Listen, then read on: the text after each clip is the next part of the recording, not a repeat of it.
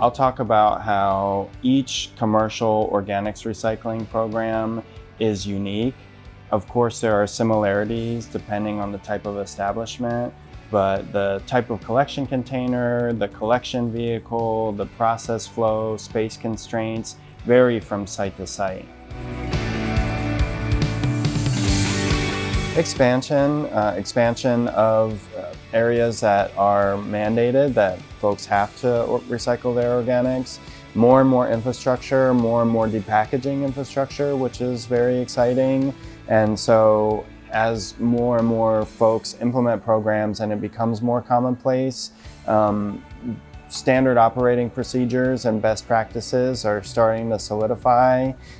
Cities are learning from other municipalities how to best implement both residential and commercial programs.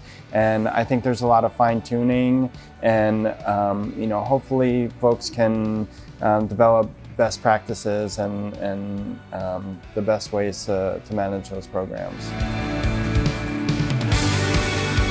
Organics recycling is becoming more commonplace.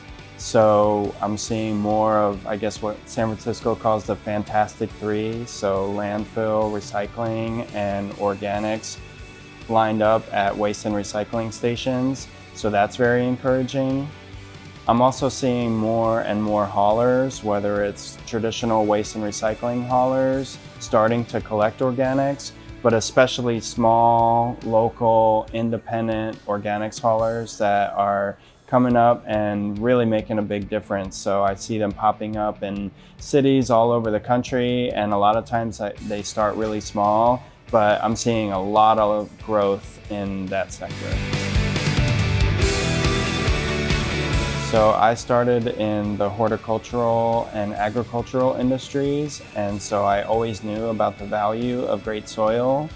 When I started a state permitted composting facility in North Carolina to both recycle the food scraps from the cafeteria as well as grow food for that cafeteria, I went through the permitting process and realized that there's an entire organics recycling industry that's extremely active, and it's growing very quickly, and I'm really excited to design, implement, and manage thousands of organics programs across North America with Rubicon Global.